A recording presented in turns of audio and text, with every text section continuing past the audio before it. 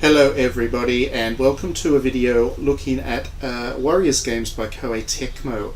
As anybody knows who knows me, I'm a huge fan of the Warriors games, and I thought that given there are so many of them on the PlayStation 4, I would take a look at, my top 5 picks. So the ones that I would recommend to people who haven't played a Warriors game in the past, or have played a few but want to kind of get a feel for which are the best. So these are my 5. First up is Aslan. As you can see, Aslan is based on an anime and manga series, which is in turn based on a kind of fantasy Middle East, and I do love my fantasy Middle East.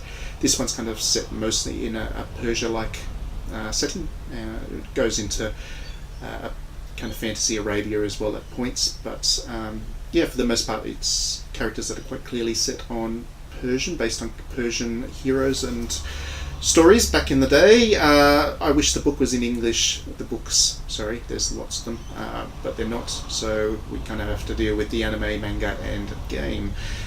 For people who aren't too familiar with the story, or who haven't follow the story at all, this game does a really good job of getting you clued in very quickly, so don't feel like that you have to miss out or have to wait until you've seen the anime to play the game. You'll follow the story perfectly fine. And yeah, it's bright, it's colourful, it's got really good action. Koei Tecmo makes a lot of these kind of licensed Warriors games. This is probably the one that I think is the best because it's fast, it's got plenty of levels, it's got a great cast, the characters are really great. That's what's best about it, and it just works well for a Warriors game. The setting, the style and so on, the epic feel for it all work as you would expect well for a Warriors title. Next up we have Warriors All-Stars. Now Warriors All-Stars is Koei's Smash Brothers, I guess you could call it. It brings together all the characters from all the Koei franchises and gives them a flimsy story and then an excuse to beat up on one another, which is what I love. I do love my Koei games. I've played pretty much all of them. They come out in the West, and I love pretty much all of them. So for me, this game's right down my alley. I know all the characters already. I really enjoy all the characters. As you can see, this is Marie Rose. She's my favourite by a long way.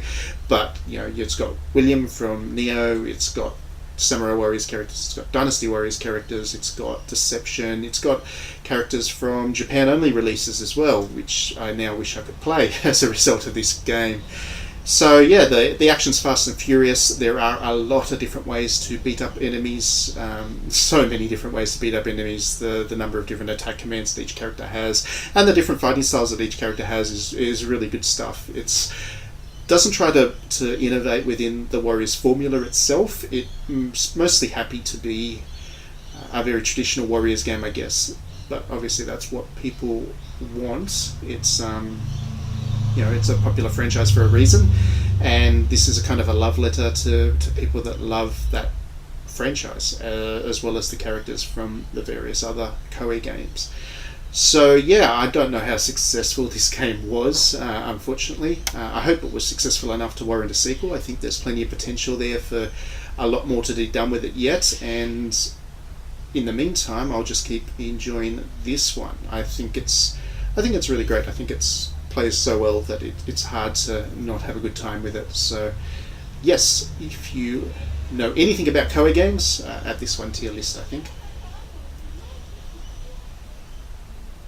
Next up is Spirit of Sanada, which is a very different Warriors game actually. It's a storytelling focused one. It's almost RPG-like at times, and it, unlike most Warriors games, which look at a whole range of different characters from every possible side in a conflict, this one focuses entirely on one family, the Sanada, as the name suggests, and they're very popular in Japan.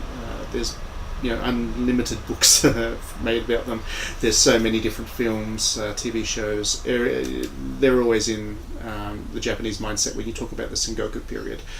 And so this game gives people a chance to experience the dynasty of the Sanada clan for the first time. As you can see, I'm here running around as young Yukimura Sanada. You never had a chance to control child Yukimura Sanada in the past. So that's really cool, and it's the kind of thing that fans of history will really dig into. as well as anybody who really enjoys the Samurai Warriors series itself and wants to know a bit more about the battles, the context, and the characters in this particular family. Obviously opens the door for Koei to do a lot more of these if this was successful, and I think this one was actually. So, as you can see, there is the standard Samurai Warriors combat thrown in there, but there's a lot of storytelling and exploring around town, and you do a lot of collecting of resources and upgrading weapons and all that kind of stuff. So it kind of mixes in the Monster Hunter, I guess, resource system with the Samurai Warriors action, which is great. Again, gives the action a bit more of a context, which I always like. And for anybody who kind of claims or still claims that the Samurai Warriors games were button mashers and every Warriors game is the same as the last one, this game it conclusively proves that not to be the case, because it is just very different, a very different experience. I don't know if I could recommend this one to people who haven't played a Warriors game before, because it helps to have the background knowledge of the characters. So unless you're also a student of history, then it might not be the right one for you straight away, but certainly if you've had any experience with Samurai Warriors in the past, this one should be on your list of things to do. Next up is another Samurai Warriors game. I really do like the Samurai Warriors series, but this one is Samurai Warriors for Empires, which is the mix between strategy and Warriors action. So on top of the standard battlefield stuff that you have to do, you also get to build empire, build territory. You've got to make some strategic decisions, and it's very light. It's certainly not like Nobunaga's Ambition, which is Koei Tecmo's serious strategy game set in this period, but it adds some extra to the basic action, and it gives you some off-battlefield stuff to think about, which helps to again immerse you in the world of Sengoku period Japan.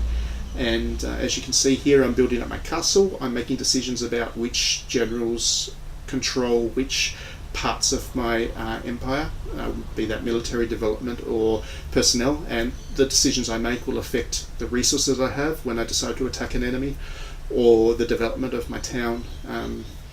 So it's all very simple. I'm not talking about really in-depth strategy here. It's certainly not Europa Universalis or even Civilization. It's very light on, but it's just enough to give you that extra tactical nuance, which I feel like sometimes, obviously I want sometimes from a Samurai Warriors game, sometimes the button, the fast and furious combat, which people misinterpret sometimes as button mashing, gets tiring, and I do want something else to give it an extra bit of oomph. And this game, I found, this series, the Empire games, has been really good at scratching that particular itch. So I'm about to get into a battle. The reason I picked this clan was because of Gracia, and I really like her. She's a great character. I'm really good with her. And as you can see, there's a map here. You need to conquer all of it, or you might have a mission to conquer a certain amount of it within a scenario. But I picked this clan because, Gracia's great. The combat itself on the battlefield is very Samurai Warriors, but there's enough nuance onto it. It's definitely an enhancement over the earlier Warriors games, which is great. There's certainly a whole lot of different ways to go about fighting. There's some counter-attack systems in place there, which add some, you need to be quick on your feet, and not just in terms of attacks. You need to be aware of the defensive side of the game as well, which is great.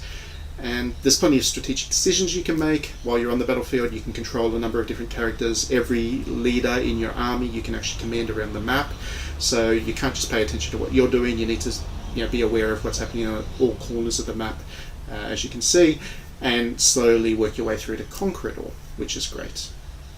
The reason you're not hearing any sound in this video, incidentally, is for some reason not all of the Warriors games record sound, or something went wrong as I was recording sound with some of these, so I decided to mute sound on all of them. But there's great music and stuff, so I just wanted to point that out there. It's not just because I just want you to focus on my voice, it's that I wasn't going to get this video done unless I muted all the sound.